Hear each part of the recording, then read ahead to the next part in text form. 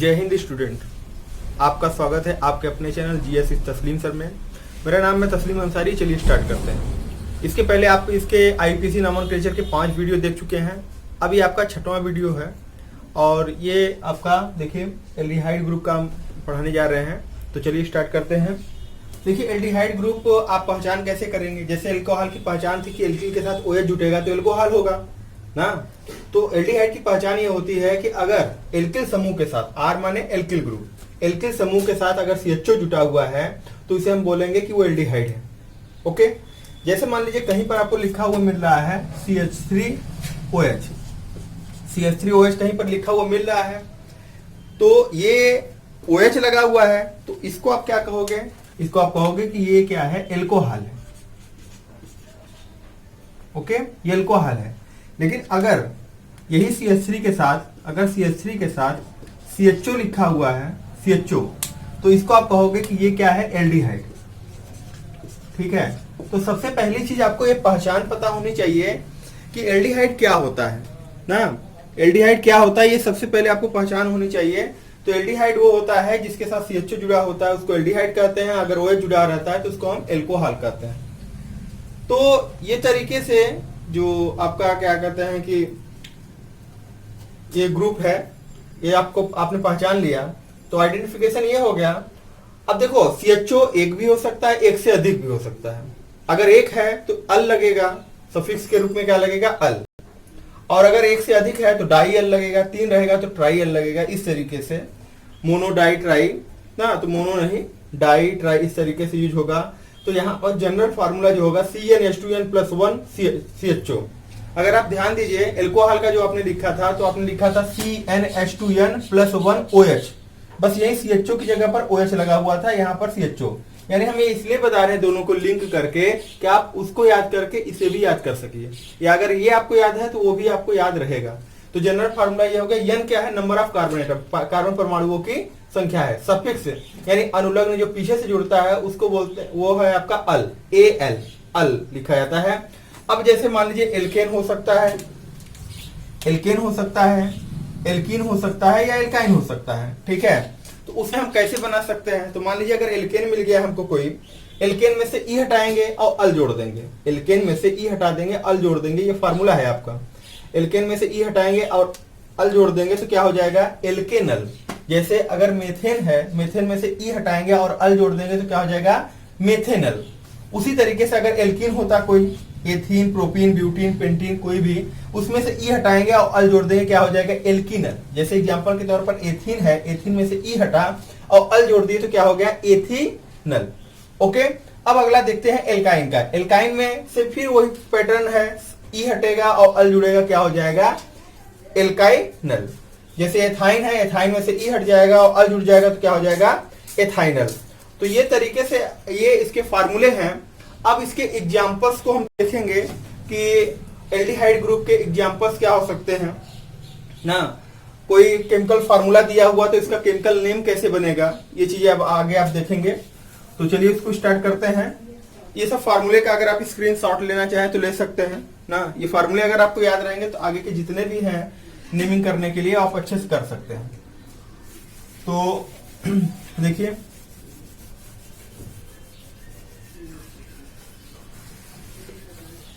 यहां पर एक टेबल हम बनाते हैं।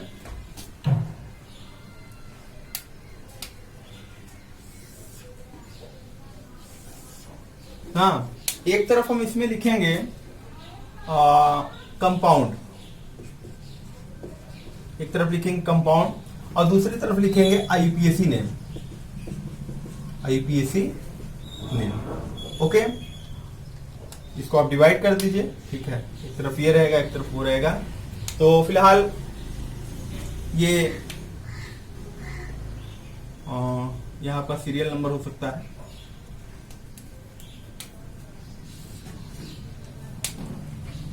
यहाँ पर CH3CHO। अब इसमें आप बताइए कि कार्बन परमाणुओं की संख्या कितनी है, टोटल कार्बन परमाणुओं की संख्या कितनी है। अगर कार्बन परमाणु संख्या 1 होती है तो क्या यूज करते हैं? मेथ 2 रहेगी, एथ 3 रहेगा तो प्रोप। तो टोटल काउंट करिए कि इसमें कार्बन परमाणु की संख्या कितनी है। तो देखिए 1 और 1 2, दो है, दो के लिए आप क्या यूज करोगे, एथ ना, दो के लिए आप यूज करोगे एथ यूज करोगे। अगर आप इसका स्ट्रक्चर बनाते हैं तो आपको ये लगेगा कि कार्बन कार्बन के बीच कौन सा बॉन्ड मिल रहा है, सिंगल बॉन्ड मिल रहा है। चाहे तो आप इसको बनाकर देख भी सकते हैं। देखिए ये आपका स्ट्रक्चर हो गया, ठीक है, H double bond O, carbon carbon के बीच आपको क्या मिला, सिंगल बॉन्ड मिला। जब सिंगल बॉन्ड मिलेगा तो क्या होगा, एल्केन होगा। तो उस हिसाब से इसका नाम क्या होना चाहिए था, एथेन। एथेन हो जाएगा। एथेन में से आप क्या हटाते थे, ई हटाते थे और जोड़ते क्या थे, अल। अब देखिए इसका नाम क्या बन गया आपका, एथेनल। ये इसका नाम बन गया एथेनल। चलिए अगला एग्जांपल देखते हैं। इसमें CH3 CH2 CH2 CHO। आज कार्बन को किधर से गिना जाएगा, कार्बन को उधर से गिना जाएगा जहां पर क्रियात्मक समूह जुड़ा रहेगा। तो अब देखिए क्रियात्मक समूह हमारा इस साइड है, 1 2 3 4। ओके, अब इसका नेमिंग, कार्बन की संख्या 4 है तो वहां पर क्या यूज होता है, वहां पर यूज होता है ब्यूट। और ब्यूट अगर एल्केन रहे तब क्या नाम होगा, तो वहां पर नाम हो जाएगा ब्यूटेन। ओके, ब्यूटेन में से ई हटाते थे आप और क्या जोड़ते थे, अल। क्या नाम हो जाएगा, ब्यूटेनल ना, ये तरीके से। अब देखिए मान लीजिए अगर कोई ऐसा ग्रुप हो जिसमें प्रतिस्थापी भी जुड़ा हो तो उसकी नेमिंग कैसे कर सकते हैं। तो मान लीजिए CH3 है, CH और यहां पर CH3 जुटा हुआ है, CHO जुटा हुआ है। अब ये हुआ कि काउंटिंग किधर से करें, जब क्रियात्मक समूह में कार्बन परमाणु हो, जब क्रियात्मक समूह में कार्बन परमाणु हो तो क्रियात्मक समूह को जो है लेते हुए यानी गिनते हुए चलते हैं। तो उधर से ही गिनेंगे तो इसके कार्बन को भी काउंट किया जाएगा, 1 2 3। अब ये ग्रुप आपका छूट गया। अब जब ये ग्रुप छूट गया तो वह कार्बनिक समूह जिसकी काउंटिंग नहीं होती है, जिसको गिना नहीं जाता है, उसको प्रतिस्थापी या सब्स्टिट्यूएंट कहते हैं। तो प्रतिस्थापी को कहां लिखा जाता है, पहले लिखा जाता है। तो प्रतिस्थापी को जब आप पहले लिखेंगे तो दूसरे कार्बन से जुटा हुआ है तो आप लिखोगे 2, और यहां पर CH3 है तो क्या लिखोगे, मेथिल, 2 मेथिल। और कार्बन की संख्या 3 है तो आप क्या लिखोगे, प्रोपेन, 2 मेथिल प्रोपेन। ये तो एल्केन से रिलेटेड था, लेकिन आप एक चीज ध्यान दीजिए, CHO है ना, तो यहां पर ई हटाएंगे और क्या जोड़ेंगे, अल, जैसे इसके पहले वाले में जोड़ते चलेंगे, 2 मेथिल प्रोपेनल। ये इसका नाम हो गया 2 मेथिल प्रोपेनल।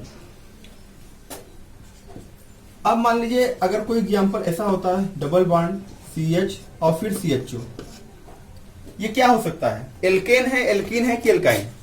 अगर कार्बन परमाणुओं के मध्य केवल एकल बंध है तो एल्केन, अगर कार्बन परमाणु के मध्य द्विक बंध है, डबल बॉन्ड है, तो उसे क्या बोलेंगे, एल्कीन। और त्रिक बंध है तो एल्काइन। तो इसका मतलब ये क्या है, एल्कीन है। तो उस हिसाब से कार्बन की संख्या 3 है तो हो जाएगा इसका नाम, एल्कीन के हिसाब से इसका नाम हो जाएगा प्रोपीन, प्रोपीन। और प्रोपीन में आप जुड़ेंगे क्या, अल जोड़ेंगे तो क्या हो जाएगा, प्रोपीनल, प्रोपीनल, ठीक है, प्रोपीनल। अब देखिए इसमें एक चीज है, इसमें आपको नंबरिंग भी देना पड़ेगा, ठीक है।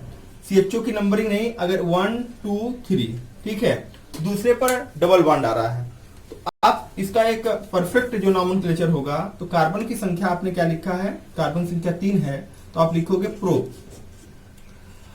अब दूसरे पर, दूसरे कार्बन से जुड़ा हुआ है, क्योंकि जुड़ा तो दूसरे और तीसरे से है, लेकिन जो छोटी संख्या रहती है उसको लिया जाता है। तो दूसरे पर तो 2 और फिर उसमें लगाएंगे इन, इन में से ई हटा दीजिए।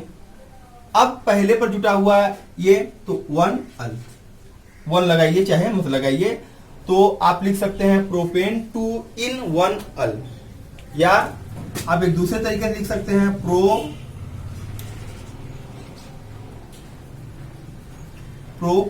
2 इन अल।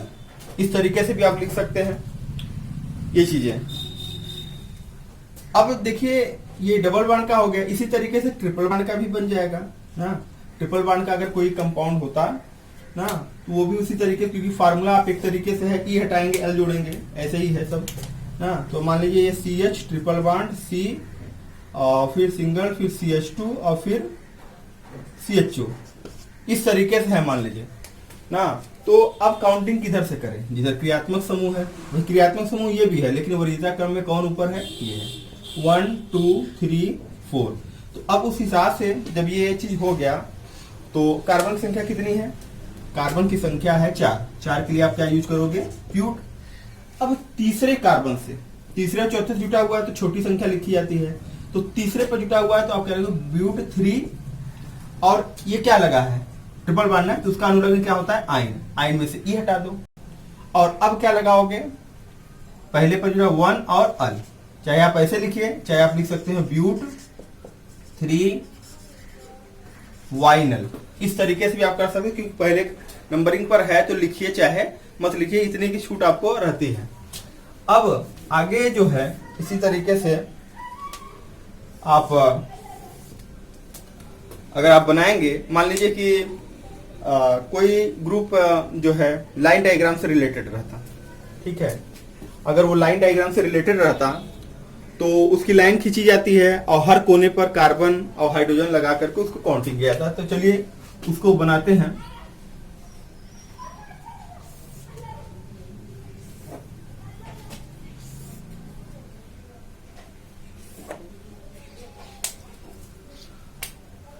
ये आपका सीरियल नंबर आप कह सकते हैं, ये आपका कंपाउंड यहां पर लिख लेंगे और यहां पर हो जाएगा IUPAC नेम, ठीक है। आप चाहे तो परफेक्ट इसका नोट्स बना सकते हैं, बहुत अच्छे से आपको आगे काम आएगा। तो यहाँ पर देखिए 6 नंबर पर है, तो 6 नंबर पर हमने कहा कि लाइन डायग्राम को देखते हैं, तो लाइन डायग्राम में मान लीजिए इस तरीके से है,